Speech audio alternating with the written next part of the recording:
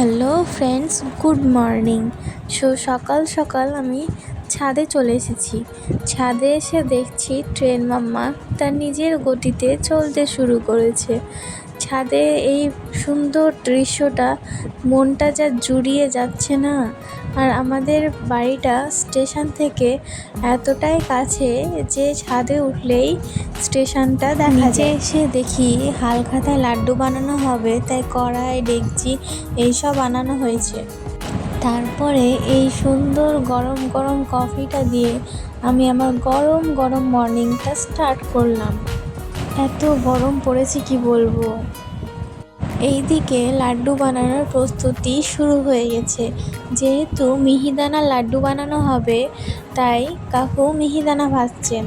এর মধ্যে কাকুর মিহিদানা ভাজা কমপ্লিটও হয়ে গিয়েছে, সেগুলো কাকু তুলে নিচ্ছেন। ওইদিকে তো তোমরা দেখলেই মিহিদানা ভাজা হচ্ছে, আর এইদিকে কাকিমারা সাংসারিক গল্প করতে করতে লাড্ডু বানাচ্ছে সেই মিহিদানাগুলোকে।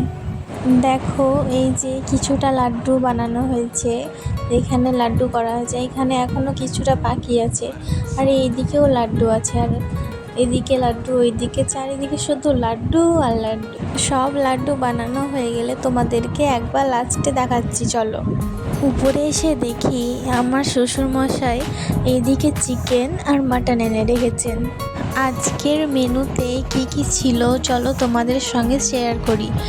আজকের মেনুতে ছিল ডাল, আলু ভাজা, তারপরে আমের চাটনি, চিকেন আর মাটন।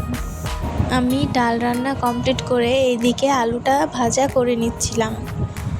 আর এই যে চলে এসছে আমার বোন। এই যে ফাইনালি আমাদের সব লাড্ডু কমপ্লিট হয়ে গেছে। দেখো কত লাড্ডু, আমার তো মনে হচ্ছিল প্রায় 10,000 লাড্ডু হবে এখানে।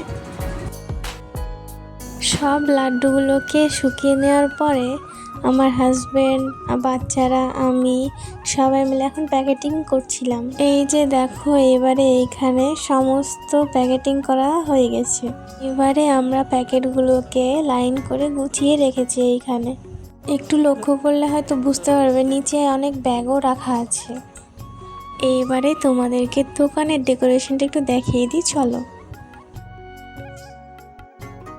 রাত্রেবেলায় দোকান বন্ধ করার পরে দোকানটা কিছুটা এমনটা দেখতে লাগে। এটা হলো আমার জীবনের ফার্স্ট ব্লগ। তোমাদের কেমন লাগলো সেটা তোমরা অবশ্যই কমেন্ট বক্সে জানাবে। ভিডিওটা ভালো লেগে থাকলে তোমরা অবশ্যই লাইক করবে এবং আমার চ্যানেলটাকে সাবস্ক্রাইব করে দেবে। আজকে কি কি হলো সেটা তো তোমাদের সঙ্গে শেয়ার করলাম। Thanks for watching. দেখা হবে পরের ভিডিওতে।